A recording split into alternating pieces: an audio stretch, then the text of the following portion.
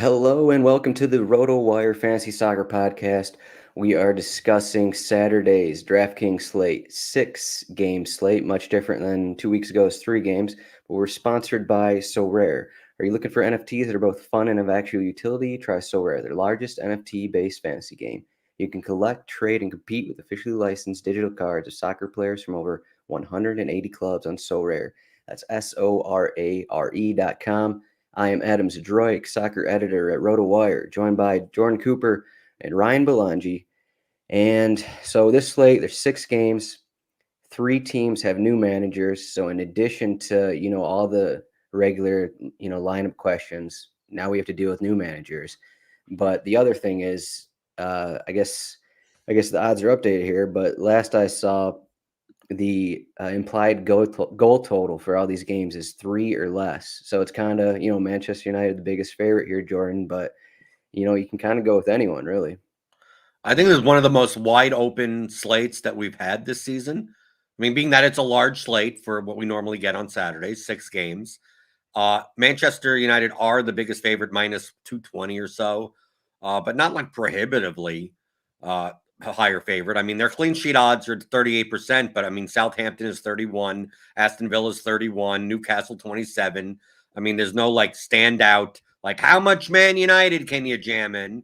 And then the rest of the games are fairly pick 'em. I mean, like Southampton is the next biggest favorite, but it's not like they're humongously favored over Norwich City.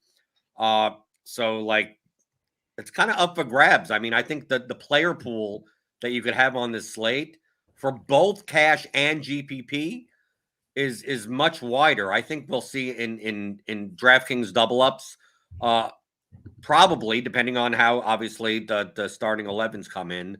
We'll see more of like 4v4s possible, 5v5s maybe, in cash games. There's different construction types. There's no like one, like you got to play this type.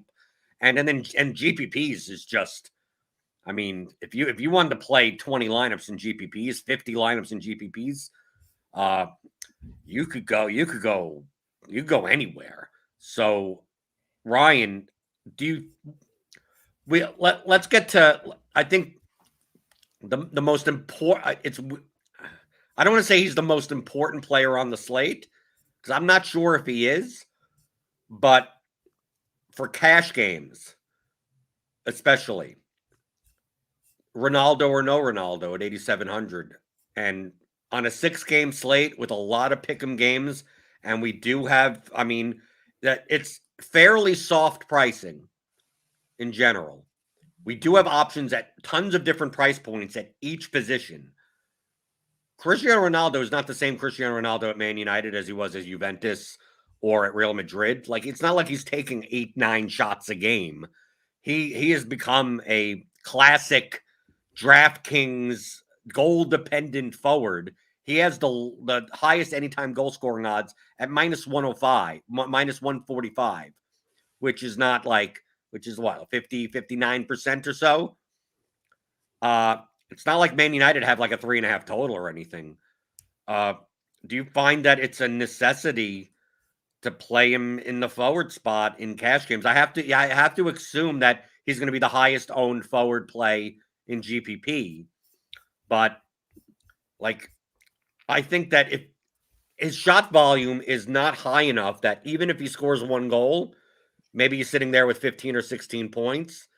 And I think I could get 10 to 12 from other players that without a goal or an assist that, I mean, am I thinking too old school on a slate like this where just rip out goals and just play the best lineups you can, and that's more likely than not gonna get it there?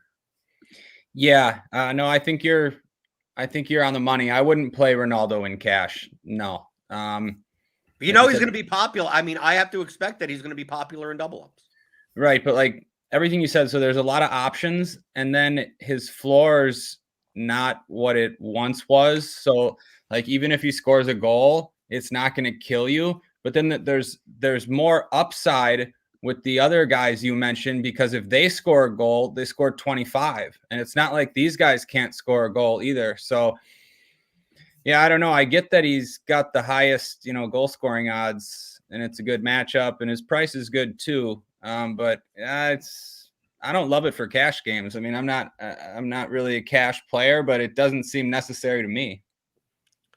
I also think that we're going to have to see what some of these starting 11s are. I know in your article you mentioned about Trossard, but if we see Gross in the lineup there, we may see starting 11s where we talk about these teams on this podcast, and if they line up a certain way where there's like 3 guys that can take set pieces, we have enough teams on the slate. Like, we're not talking about a 3-game or a 4-game slate, that in cash games, I'm more likely to focus on the players that are likely to have a near monopoly of set pieces than ones that have shares, depending on how that line up. So, like, one of the teams I'm talking about for this would be Brighton.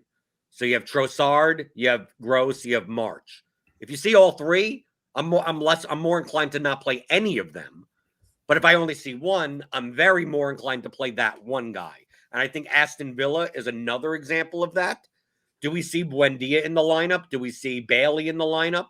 Like once we start seeing Bailey, Buendia, McGinn, Target, and they're all in, I kind of discount like the set piece share when deciding who to play. But if I just there's only like 1 or 2 of those guys in, then it kind of upgrades them. And then we have the guys that are like, we have the Conor Gallagher, James Ward-Prowse, where we know what we're getting.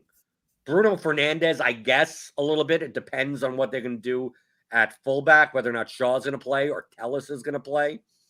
I see a lot of those types of situations around the slate where the set piece duty situation is kind of fluid, and you're going to have to basically an hour before lock kind of adjust to that. I mean, like Bowen's there for West Ham, but I mean, Ryan, you're never a big fan of Bowen. He typically splits set pieces and doesn't play all 90. So for 9,000, I think we have other options. And then we have guys like Milos Rajicka at 7,400, Dwight McNeil at 6,900, like are, the steady guys there, but they typically, they're playing for teams that have less upside.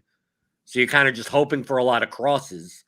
I think the forward slot is I'm not comfortable with any forward pairing that in cash games. I vastly prefer the midfield and defender positions on the slate than the forward positions for cash games. For GPPs, obviously, you have forwards that could score 1 or 2 goals. Like that's no issue for me.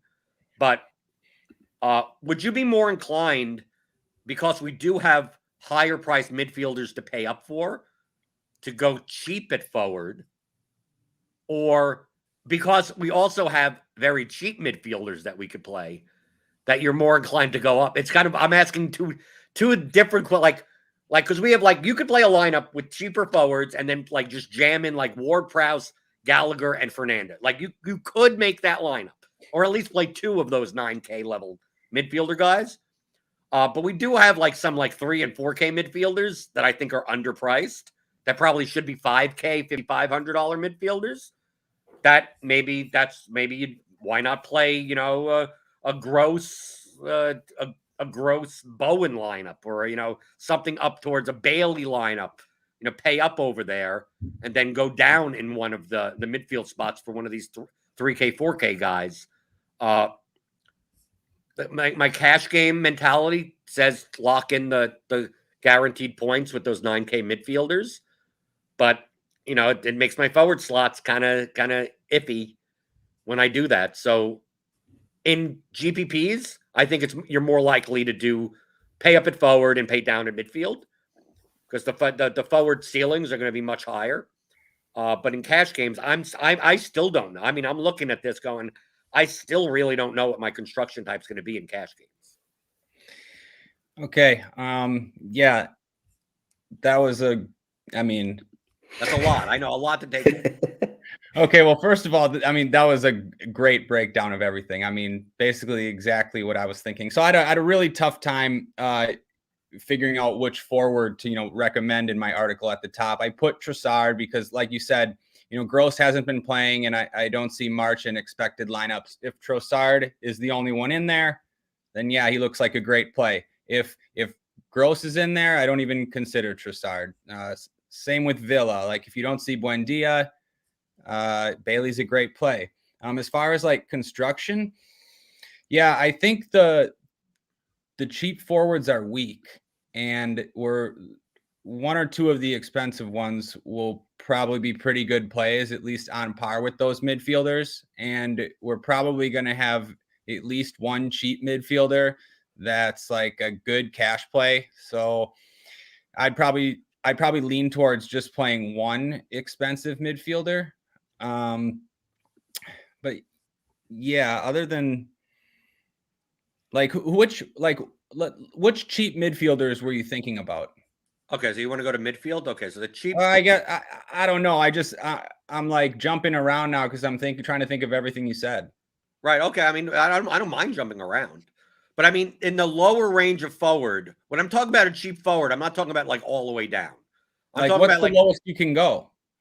Okay, we have McNeil at 6,900. I mean, you could get away with Mbuemo at 6,600. I'm not a big fan of that. Edouard at 6,200. I mean, truthfully, I mean, if Ings starts at 6,400, I mean, we'll talk about cheap goals at forward. I think Ings has the best anytime goal scoring odds for his price at 6,400 for Villa, assuming that he plays. He's questionable. But we get down here. I mean, like there really aren't cheap forward. Do you really want to play Chris Wood at $4,900 in cash games? I don't. No. But the cheap midfielders, like if we go down, obviously the expensive. At midfield, I almost prefer the really high and the really low guys. Mm-hmm. So Conor Gallagher, James Ward-Prowse, and Bruno Fernandes. Let's start with that before we get to the cheaper type. Okay. If you had to play one, like how would you rank these guys? You have Conor Gallagher away to Burnley for Palace. I think you have Ward-Prowse. I think we should mention, Jordan, your guy Easy E is actually going to return this weekend, and like we don't know if he's going to start though. We don't know if he's not going to start, but like if he comes in the 60th minute, he could take all set pieces for like the final 30 minutes. I think that's something to think about at least. True. No, I know. I agree with you. It's one of those fluid situations of depending on the starting 11. But let's say he's Easy E as a Ritchie, he's a whatever, but I like calling him Easy E. All these three guys, we're plugging in for 90 minutes, right? These are 90-minute guys. Mm-hmm. Fernandes doesn't have a monopoly of set pieces. He doesn't have PKs. Ward-Prowse has monopoly of set pieces and PKs. Gallagher has a monopoly of set pieces and no PKs. The tried and true me wants to like prioritize Ward-Prowse first because like you can. When do you ever go wrong with playing 90-minute James Ward-Prowse, the second biggest favorite on the slate technically for Southampton? You know me, I don't view Conor Gallagher as a $9,200 player, but I have to based on what he's been doing. If he's James Ward-Prowse, just he plays for Crystal Palace. So like how do I? Actually, he's probably even more active in open play than James Ward-Prowse is. But then you have Bruno Fernandes, who essentially is the fulcrum of the Man United offense. And you get tons of open play value as well as a split of set pieces for the biggest favorite. Like, how do I rank these people? If I want to play two of them, who do I play? I almost feel like it's easier to pick two than it is to pick one. Yeah. I think for cash, number one is Ward-Prowse. It just has to be because of monopoly of sets and PKs and the matchup against Norwich. It's just the safest. Like Adam mentioned, Gallagher's set piece situation could be up in the air depending on who plays and who the subs are. And yeah, Bruno, I guess, he's not as appealing anymore without penalties and without all the sets. But he does have a lot of upside in that matchup. I'd lean Bruno over Gallagher. Like Bruno has a really high ceiling, obviously.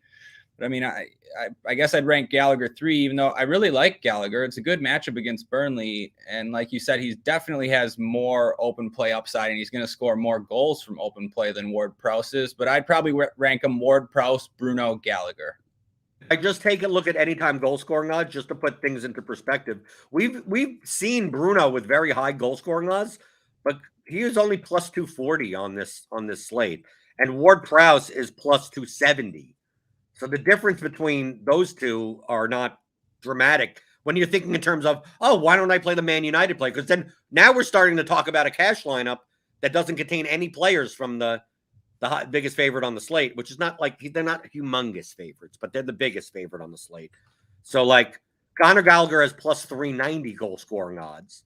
So, I could, to me, that this makes the case that like, I don't think in terms of Ward-Prowse, being Ward-Prowse is not that prolific in open play, but I'm assuming his goal scoring odds are up because he does take penalty kicks for Southampton. And, we've seen time and time again that you could easily get bailed out by one. And James Ward-Prowse most likely has 10 to 12 points on top of that. So like, it seems like, yeah, I think I would agree with that. I think if I had to choose one, it would be Ward-Prowse for safety. For a floor, for a cash game. And I think, weirdly enough, I think the better GPP play is Conor Gallagher. So I think Bruno Fernandes is going to be I think Bruno Fernandes is going to be higher owned than both Ward-Prowse and Gallagher. Yeah. In GPPs. I was also surprised to see Bruno's goal scoring odds. Yeah. I agree with everything you said. Gallagher seems, better GPP play maybe because he'll be less popular and maybe has more upside. At least he's shown that than Ward-Prowse. But yeah, Ward-Prowse for cash. The cash lineup seems so easy to me, by the way. I mean, assuming there's a lot of options though, Ryan. It's not, to me, it's not easy. I think there's a lot of cash lineups that look fine, that look good. Yeah, okay, not easy, but like there's one that just jumps way out, I think. I don't know. So what's that one? Don't bury the lead. Okay, sure. Well, it depends on if Ryan Frazier starts, because he would be in it. Okay, I wanted to let's talk about that Newcastle situation, since we're going to be talking about some cheap midfielders. Eddie Howe is there now, right? What are your thoughts on the effect of him? He said in his press conference today that he wants to build around John Joe Shelby, which seems insane to me. But whatever. John Joe is 3,200. Frazier is 4,100. And obviously Frazier used to play for Bournemouth and Eddie Howe for a long time. Matt Ritchie's still there at 5,900 in a defender spot, but they're most likely going to be going to a back four. I think Ritchie's price, 5,900, is fair because he's still attacking. He's an attacking fullback. He'll only have a set piece, share with Shelby on the field. But he's going to have more defensive duties playing with the four-man back line. How do you think? I mean, we're not talking necessarily about defenders now, but on specifically Ritchie. Typically at 5,900, we just play Ritchie like every slate and just like, But that was without John Joe on the field, and with him playing, as a wing back. Do you think? And we have defenders to play on this. We have plenty of defenders that we could play.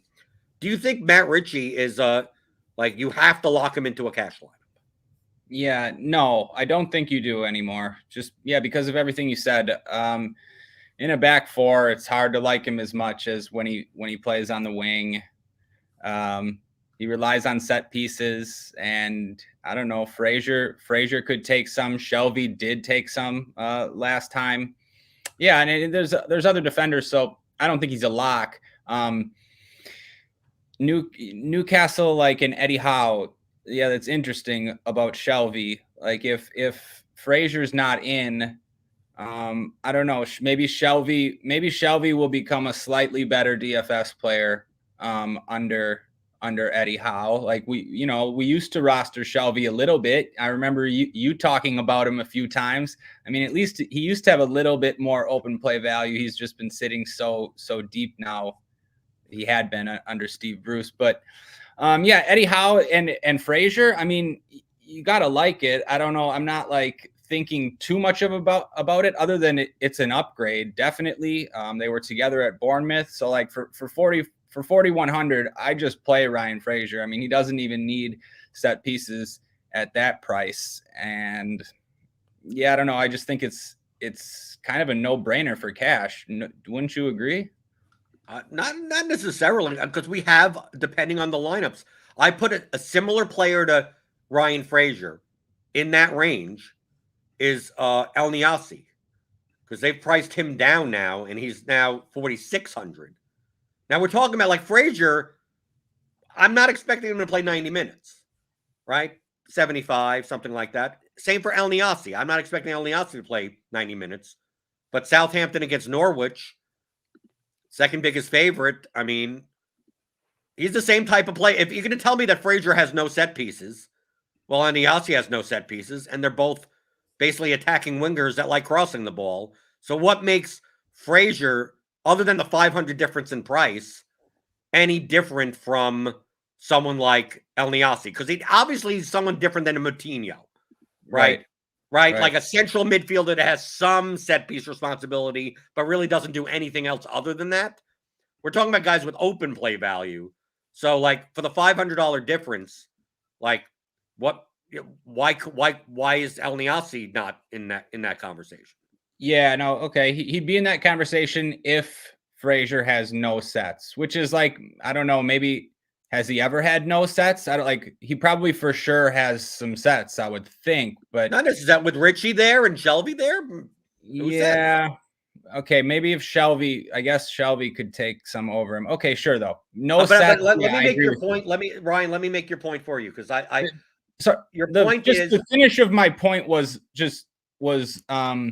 Newcastle home against Brentford. That's like a pretty good spot for Newcastle. If it was like a questionable spot, then yeah, I'd be more iffy about Frazier. But what were you going to say? I think the better point is that we're questioning whether or not Frazier will have set pieces. Under a new manager, it's possible there's some in the range of outcomes that Frazier starts and literally has a monopoly of set pieces. Right. Like that's within the range of outcomes. Within the range of outcomes, Frazier comes in and has a share of set pieces with Shelby, and Ritchie has none. There's some that Frazier comes in, has a share of set pieces, and Shelby has none. Right. There's a thing where Frazier comes in and has none of them. But he's priced for having literally having no set. Like, I would play if you told me Frazier had no shot at set pieces, he's still a play at 4,100 for his open play value. Mm-hmm. So like the upside of Frazier walking into set pieces is much bigger than El Niasi, who's not that's not, we know, Southampton. As long as Ward-Prowse is on the field for 90 minutes, like no one is going to be over any other dead ball. But besides him, essentially. So, like, if you had to choose between the two, Ryan Frazier on this slate could end up being a $6,500 player if everything goes his way. El Niasi is never going to be that. It feels like a little bit like when we had Ward-Prowse out and had to factor in the Redmond potential upside, and then he goes off for 26. I mean, you don't know, but if it happens, you're going to want to have it. Right, and he's fairly priced. I mean, it's not like Frazier's 5,500, and we have to think, well, if he's not on set pieces, he's maybe a little overpriced. It's like, no, I'd play 41. Just say I view the same thing for Shelby. If you want to play Shelby at 3,200, there's only upside from there. I mean, what's the worst case scenario? You get a defensive midfielder that scores 4 points. Well, he's priced for 3,200. He's priced as a defensive midfield. So what's the worst case scenario? You just get his expectation. His best case scenario is that he's a $6,000 player because he's on all set pieces. Right. Yeah, I think a lot, I was going to say a lot of this is based off of, just Eddie Howe. And, I have Newcastle at the 4-3-3. I put Frazier in as a left winger. But even just looking at last season's stats when Frazier, he didn't really play, but he actually averaged 10 crosses per 90 minutes when he actually played last season. So even if you don't even care too much about what Eddie Howe's going to do. I mean, even though you probably should, but just even if Frazier starts at 4,100, you got to think he's going to be popular just because of the price, and if he is in that winger role in a 4-3-3, I think there people will just look at him no matter what kind of thing. How about in the mid range, Ryan? What the boring guys like Ashley Westwood, 5,000. Like to me, I what's wrong? I view him as a cash play, but not a GPP play. Mm-hmm. But I have no problem. Like we see these cheap. This is where it leans me more towards paying up at forward, because why can't I plug in Westwood or Frazier, and then I could pay up kind of for 3 like 5K level defenders, or even like Jensen if he's in at 5,500. Like in this range, even Trincow at 5,200 is of the similar vein of those Frazier, Elinasi types, like the winger that's going to play that 75 minutes that has open play value, but nothing nothing on set pieces.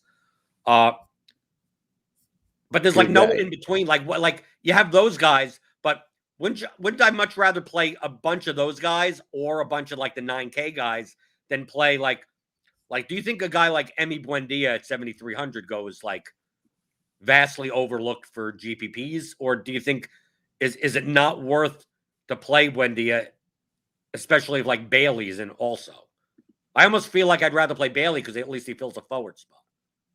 Right. Yeah. So I wouldn't even consider Buendia probably, but I guess because of that, yeah, he'll go way overlooked. But I mean, like you said, I want exposure to those 9K midfielders, and there's plenty of value midfielders.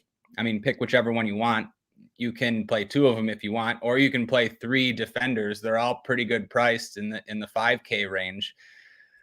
So like that construction, it seems sort of obvious to me. I mean, yeah, plug in another cheap midfielder, Ryan, we didn't mention. Same price as Shelby. I think he's much better for GPPs than for cash, but I wouldn't say you couldn't roster him in cash. Thomas Zuchek is 3,200. Mm-hmm. And he's someone that, has his sneaky open play value. But when West Ham is attacking, which Wolves probably will let them do a little bit more, he does show up in the box a lot. He shows up at the top of the box, and he takes shots. He's involved in the attack on set pieces. I mean, his floor is kind of scary low. His floor is scary. I mean, it's low. I mean, he has a lot of games where he's 2 or 3 points, a yellow card, something like that. But from an upside for 3,200, I mean, we see like even in the past, like we go through his past 10 games, we have the 10-game log. We have this Liverpool game that did horrible, but I mean, it's Liverpool, so give him credit.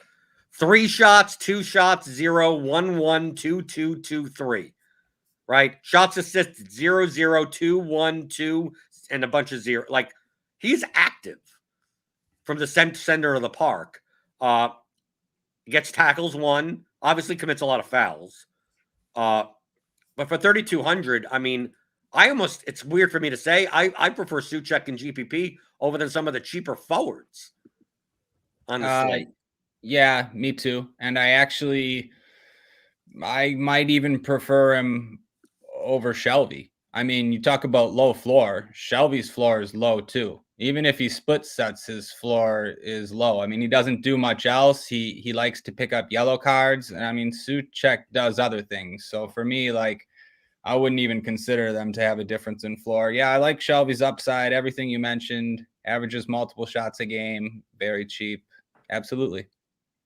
I think Christian Norgard's in that position too. Jordan mentioned him a couple weeks ago. He had a couple shots on target that last match, but I think he had 6 fouls committed, so that kind of ruined his floor, but he still hit a floor of 7. But I saw, just looking at the stats here, so he has 13 shots the last 4 matches. That's only behind Salah and Cancelo. So, like, if you want cheap upside, 4,400. I still don't trust Eddie Howe's defense, so I mean, he's a little more expensive than the guys you were talking about at 3,000, but No, yeah, I'm okay with the cheap midfielder against Newcastle. I mean, I can't believe how many shots he's been taking. Do you think Newcastle opens up and becomes, because we know Eddie Howe, he doesn't care how strong his team is. It's like we're gonna play open football, and if the game ends 4-3 and we lose, that's so be it. So should we expect more of these Newcastle games to be much more open? Should we be considering more guys like, let's talk about GPP, more guys like St. Maximin and Callum Wolf, like their frontline players a little bit more? Do you think it's going to be more open? Do you think it eventually gets there? Do you think obviously he uses the January transfer window to bring in some players? Obviously the team has money now. So you have to think that come February, this team is going to look much different than it does currently. But do you think Eddie Howe implements more of that old Bournemouth system of like, we got two guys back, the two crappy defensive midfielders back just to kind of protect our back line, and the rest of the guys just kind of like feel free to cross the ball 24 times and just run into the box, and if we give up 3 goals, that's just what happens. Yeah, I mean, I do think that we should probably be considering the Brentford guys too. Then for GPPs, Tony and Mbeumo, who I mean, whoever really. Yeah, I mean, we remember those games for Bournemouth. I mean, Eddie Howe is notorious for teams giving up 3-4 goals. Yeah, trying to outscore people. I don't know. I assume he was brought there also to play like a more attractive brand of football than Steve Bruce with the money they have coming in and just everything. Yeah, it's a good point. We should probably start to think of Newcastle in a different way, like immediately, because they're probably going to be a vastly different team. I think just for this slate, I think that's a good point. Just in terms of Steven Gerrard and Dean Smith going to their teams, I think those guys are going to be focused a little more on defense, and they want to get some points with their new team. And I don't think Eddie Howe really cares at this point. Like you guys are saying, like they're going to get new guys in January. So Howe is just like, okay, let's see what these guys can do. Let's go off. And as with Gerrard and Smith, it's a little different. I think the funny thing with Dean Smith, so his last game with Aston Villa came against Southampton, who Norwich are playing. So I don't know if that helps Dean Smith because he's going to have I guess he took a week-long break, but he prepped for Southampton with Villa for a week, and now he's going to have another week here with Norwich. I don't know what that means, just something to think about. But I guess in that match, we saw what Ward-Prowse had like 10 corners against Villa, so maybe that can happen again too. Yeah, you're right. I wasn't sure. I'm not sure what to make of Norwich and specifically like Rashika because he looks like a decent cash play, maybe even like the cheapest forward. I mean, he was the cheapest forward I was looking at basically, but yeah, these new managers, there's uncertainty as to how they're going to play and even who's going to take set pieces. That can change. At least there's a possibility. Yeah, I don't know. Like I moved Billy Gilmore into their starting 11 just because he got benched for some reason, and I think there's a chance Todd Cantwell comes back into consideration because I think he had some kind of bust up with Daniel Farke, their former manager, and I think he's going to be an option too. Like he's a guy that I don't know, maybe their second or third best player 2 seasons ago behind Pookie, him and I guess it's Buendia, but like he's a guy. If he's in the starting 11, maybe he's some kind of GPP option to consider. Obviously, that's a 6-game slate. It's a little different when you're going with a guy like Cantwell, but there's a lot of things to think about with these new managers, just with set piece takers, position changes, formation, new players in the starting 11, and right now we're flying blind, and we're just guessing at what's going to happen with Newcastle and Norwich. So yeah, we'll wait and probably see. spots that like I tend to avoid the and like Villa too. I think Bailey would look good without Buendia, but yeah, other than that, don't have much interest in trying to predict how they're going to play under Gerrard. What are we doing at defender? Because I think there's a lot of defenders that you can consider. Yeah. I know you like Nuri because he's taking some set pieces for Wolves. I mean, I list my as far as cash game defenders as kind of like whoever starts at left back for Man United, Shaw or Telles, Ritchie still fine at 5,900, Kanosh at 5,400. I would prefer him if Jensen was not in. Nuri, and depending on how Brighton lines up, Tariq Lamptey playing as a wingback at 4,100. He may get subbed though. I mean, understand that if he's playing as a wingback, it's more likely that he's going to get subbed for someone. But to me, he's the cheapest I go. Like at 4,100, I don't think you have to go. The cheap defenders. I think there are midfielders that I like. I'd rather play Zuchek over. Like it's almost this is a slate where I almost rather have another midfield spot than a defender spot. But I could also play some of these. Like I prefer some of these 5K defenders more than some of the midfielders. Like it's like, do you play Nuri or do you play Westwood? And truthfully, I play Westwood personally. But like if I had to fill the defender spot, then I play Nuri. Do I play Ritchie at 5,900? I mean, you can. I'm not a huge fan of Shaw without a monopoly of set pieces. I mean, Telles is fine. To me, there's more upside in Telles if he starts than Shaw. Because, I mean, Telles should just walk in and take all the set. I mean, just walk in and just Bruno doesn't take any of them, right? Because we've seen that Shaw just isn't going to take them all anymore. Mm-hmm. So, like, what are your thoughts as far as, like, is there anyone else from a cash game perspective? I mean, you could play the Southampton guys, you could play the Aston Villa guys. I think they're all fairly priced. They're viable, but they don't stand out as like, well, if that's the last guy in, sure, play him. But other than that, I'm not looking. Probably no need for those guys with all these other defenders with set pieces. It's kind of weird, but I think I ranked them like opposite of price. So Tariq Lamptey, I was going back and forth on, but if you're going to give me 80 minutes of Lamptey on the right wing, I think I'm going to take that for 4,100. I really like Nuri still for 4,900. I don't see why Matt Ritchie is any better than Nuri. I mean, the matchup is better, but other than that, he has less open play value. So give me Nuri. Shaw.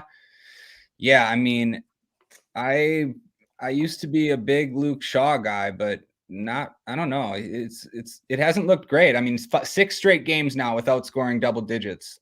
He's just like not doing too much in open play. I don't know if that has to do with like playing different when Ronaldo's in there. Maybe not. I mean, there's been some tough matchups too, but like, yeah, I don't think you need to go there. I agree. I'd rather play Telles. I think he has like more fantasy upside. And then Canos. I guess I skipped. Yeah, I prefer Canos too. I think over those expensive guys, just much better in open play, playing on the wing, and a pretty good matchup against Newcastle. So Lampty or Frazier, same price. The utility spot. Yeah, I think I'd have to go Frazier. I don't know. I think it's just worth. I think Frazier's potential upside is worth the gamble. His range of outcomes is wide, definitely, like you said. But yeah, I think I'd rank them. I like the cheaper guys, or the cheaper of the expensive guys better, I think. And just to be clear, like Lampty is not a punt. I think Lampty is a $4,100 defender that should be a $5,300 defender. I don't think this is the slate where you're punting. Like you're just like, I'm going to take the cheapest fullback, and if it's Adam Messina against Man United, that's what it like Joel Ward, right? We have Joel Ward at 3,300. Like, don't play Joel Ward. Yeah, like, that's a very don't let friends play him. Like that's a very good point. Like I'm not punting defender, so like defender is like a good position. I don't want to punt defender like Lamptey. You're playing because he's a good play for 4,100. There's definitely risk there, but yeah, that's a good point. I think Lamptey at his peak last season probably hit, I don't know, maybe at least 5,000, maybe 5,500. Like when So he was out for 9 months with a hamstring injury. So that's why he's had these matches of getting back, and he just hit 75. So if there's a time to go 90, it could be this game even. So yeah, and he's a really fantasy friendly guy or player. He does everything. He's very involved in the attack. So you guys don't want to punt on a defender, but I have a guy here that Oh no, is Shane Duffy on the slate? Oh, what's going on? no, I'm off of Shane Duffy. So He's going we to got score Craig, when you're off of. If you're off of him, that means I got to play him, right? Because he's going to score when you're off. that could be the case. Okay, so who's the guy that's going to score 2 points? That is going to be double the ownership that he should because of this podcast. 2 points. I don't know. Let's hear the name. Let's go. All right, so 3,600. He's a center back. Craig Dawson. He's going to be starting because Agbana is out. He tore his ACL. So Craig Dawson, he's averaging 2.67 shots per. Or sorry, that's in Europa League, but he's averaging 1.84 shots per 90 minutes in league play. He has at least 2 shots in each of his last 4 appearances. Wolves, I don't know. He'll get some set pieces. He's active in the box. He's just got the shots. No one's going to use him on sub 5%. You guys said you're not punting. So here's your center back punt right here, 3,600. That's not that much of a punt, 3,600. Right. Dude, why don't you just play Zuchek? Why don't you just play Shelby? I mean, you have midfield. Well, I'd rather want the clean sheet and the goal here. Like, come on. He's going to take 4 shots at least. Zuchek. Yeah. You ever seen this guy play? Okay, 2,600. I'd play him. 3,600. Okay, what I will say is though, everything you said is true. He's elite at attacking corner kicks and set pieces. I knew Ryan would have my back here. I don't know if I have your back. I'm definitely not going to play him. But he's very good at attacking set pieces. I mean, very good. So right, for GPPs, I'm willing to take a shot on a 2K guy, but even then, to me, this isn't the slate where you try to find center back goals. Yeah, there's a lot of opportunity cost. So if you have a lineup with Cresswell and Bowen, you're not going to put Dawson in just to get that goal off a corner. No, I'm going to pay up for a second defender, so I get 12 points there without having to score a goal, and then finding a cheap midfielder. I get what you're saying. Like, if this was a 2-game or a 3-game slate, I'd be much more inclined to say, hey, why not? Take a shot. 3,600, whatever. 6-game slate, like Ryan said, the opportunity cost is just way too high for me to. And I'm the type of person that goes after center back goals in large field GPPs. Mm-hmm. I pairing goalkeeper, having the defensive stack with the set piece taker. Like I like that construction. I just don't think this is the slate where that construction has the best upside. I think it's more likely that you'd rather lock in double-digit points from your defenders without a goal or an assist, and then just find the goals in the midfield and the forward slots. Yep, I agree. I'm a guy. I like playing center backs too in GPPs, but yeah, like you said, they make sense on 2-game slates and 3-game slates. You're giving up a lot on a 6-game slate. But I do like that construction. Yeah, just one thing, just now that since you brought up Jared Bowen and Jordan said that I'm not a Bowen guy, and he's right. For a long time I wasn't, but just for the record, I'm a Bowen guy again. I've been playing him on all of the West Ham have been on like every Sunday slate, and I've just played him on every one. He's like in the conversation. I guess we should just I should have said at least with Trossard. Like he at least goes 84, 89, 89, 89, 90, 86, 89. So like 83.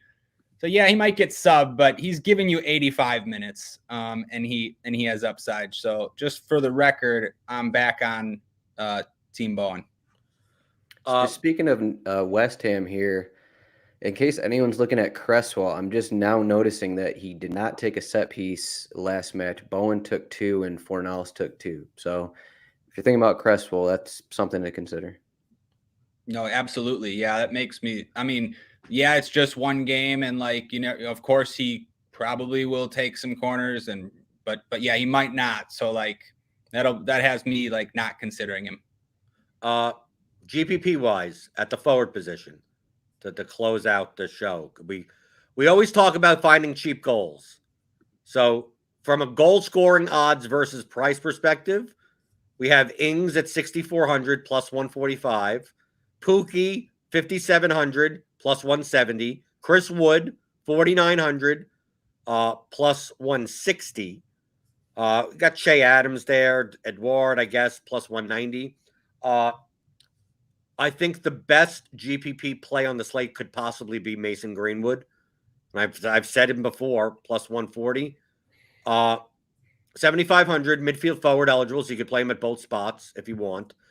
With the reason why I view him as a better play than Jimenez and Tony. So Jimenez is 7,200, Tony is 7,500. Similar goal scoring odds. I just think that Ronaldo and Bruno are going to be owned significantly higher than anyone else in this range, that the direct negative correlation to that would be an unassisted Greenwood goal or a Ellis Greenwood goal or something like that. That, where Man United win 1 or 2-0 and Ronaldo and Bruno are kept off the score sheet. Well, who's scoring that goal? It'd be Greenwood. I think, Jimenez could score a hat trick and Tony could score a brace. I mean, those things could happen too. But considering the ownership of Ronaldo and Bruno, I think there'll be I think there'll be more Bruno Ronaldo lineups than people that are like, well, I'm going to take one of them and change them to Greenwood. I think Greenwood just ends up being 10% owned, while the other two are 35% owned on a 6-game slate. And I'm trying to find, it's if I'm not going to play Ronaldo and I'm not going to play Bruno, who am I going to play for Man United? Does that mean I play a Watford keeper and play the other side? No, that I still think Man United win. So let me find the goal that isn't those guys. And if anyone, who else would it be? Rashford? But Rashford's also 8,500. So he's 1,000 more expensive. And his goal scoring odds are plus 175 versus Greenwood at plus 140. But, you could put Rashford in that spot also. I think Greenwood and Rashford go significantly lower owned. And truthfully, based on these guys' floors, why should Greenwood and Rashford be any less owned than Ronaldo, other than the fact that then maybe they don't play 90? Man, yeah, I agree. Everything you said, spot on. I agree. I was kicking myself for leaving Greenwood out of the article. He's one of my favorite GPP plays as well, for every reason you said. Yeah, Rashford probably would go even lower owned than Greenwood, but yeah.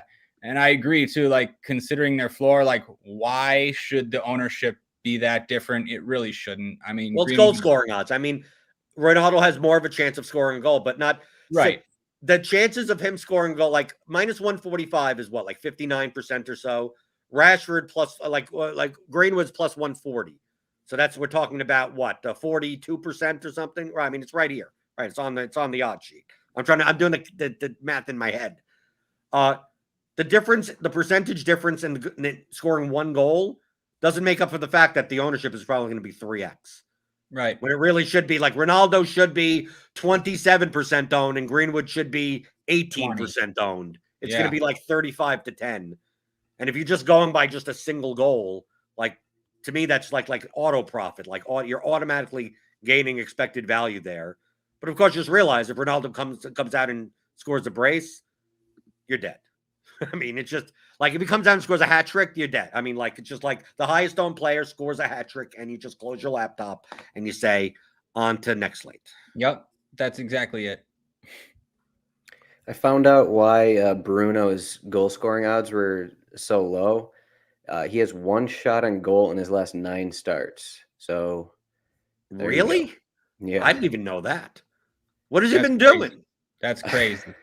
But he gets chances created, though. So he's not shooting a lot. He's just passing to the guy. Yeah, his numbers aren't bad. He's getting, like you said, chances created. But I'd assume he must be playing much deeper. I guess with Ronaldo in and Rashford and Greenwood, he must be just playing deeper than he's been. I don't know, but that's a crazy stat. Yeah, I mean, otherwise forward, I don't know. It just seems like we said right at the beginning of the show. It's just like these matches. So just looking at this cheat sheet here, so there's 12 teams. 8 of the 12 teams have a win percentage between 30 and 40%. Like that's you could really go. Like this is a true, go wherever you want to go for GPPs. Like stick with if you think a game's going to go higher scoring, stick with that game and go with it. I mean, otherwise, any of these games really could go off. So it's also a goal. It's also a goalie roulette slate. I don't feel like you need to pay up for De Gea. I mean, like, dude, with all these clean sheet odds, and I mean, like, dude, like, we have 12 goalies to choose from. I play whatever. I mean, to me, I think I'm more likely to play like a Krul or a Saw. They're the cheapest home goalkeepers. That isn't Watford, right? Because they have the lowest odds. But I mean, even if you played Foster, who cares? I mean, like, this seems like the type of slate that there's going to be out of 12 goalkeepers, there's going to be 3 goalkeepers that have like 15 plus points. To tell you which 3 goalkeepers there are, you might as well just get a lottery ticket, a Ouija board or something. No, we're not going to know what that's going to be. Yeah. So, one of the keepers between 4,100 and 4,500 is going to have a good game. So just alternate those guys. I mean, not Foster. Okay. Well, Foster, of course, could. Yeah, sure. Probably. Foster, so in GPPs, if you're fading Manchester United, like Foster's your guy, correct? Right. But I also wouldn't want to, ruin my best lineup because I forced Foster in on a United fade. I mean, I don't know. In that situation, you're already ruined in the case that, Ronaldo, as Jordan was saying, gets a hat trick. So yeah, but you're not playing for it. Well, what happens if Foster gives up 2 goals, one to Ronaldo and one to a substitute? Ronaldo's sitting there with 14 points. You're not going to need him to win a GPP, but Foster's still sitting there with -2. So, that's what I mean. Like, you don't have to they don't have to on a 3-game. If it was like a 2 or 3 game slate, I'd agree with you because then, like, these Man United guys would be so much higher owned that it's like there's only so many goalkeepers to choose from. So you want none of them to score and Foster to have an 18-point game. I was going to say in that situation, Foster would have 8 saves, though. That's the part you're leaving out. That we can't predict that. Sure. Yeah. I just did. So, yeah.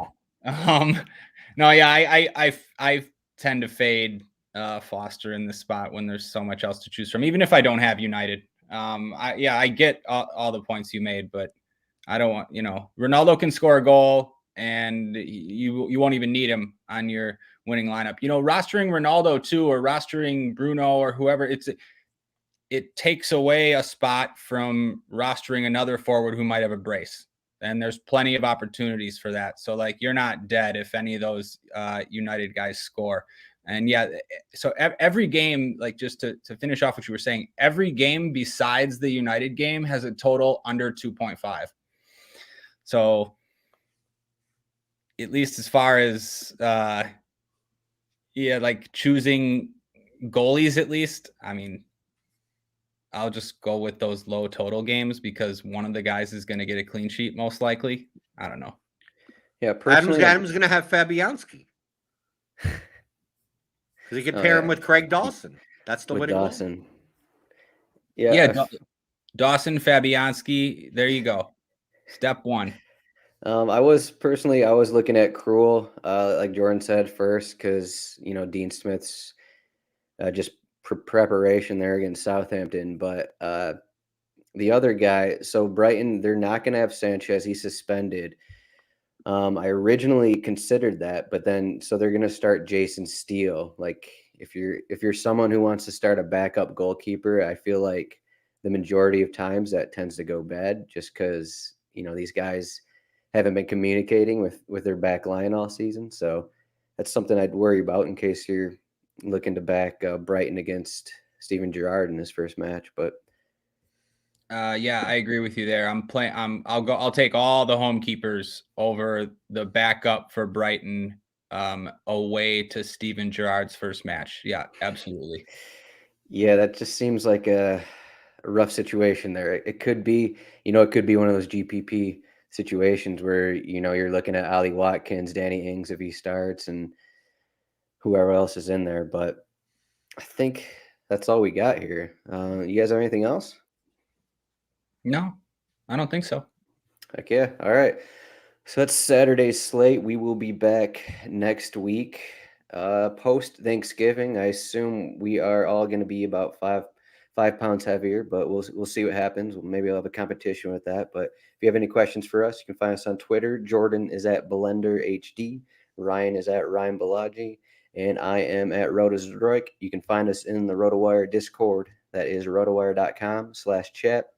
To sign up for that, you have to have a RotoWire subscription. And to do that, you can get a free trial, 10-day free trial, no credit card required, rotowire.com/soccer trial. And wherever you're listening, make sure to like, subscribe, do it all. And good luck to everyone. Good luck to Craig Dawson. Good luck to Shane Duffy. Good luck to us all. And thank you, Ryan and Jordan, for the show. And we'll see everyone next week. Thanks, guys.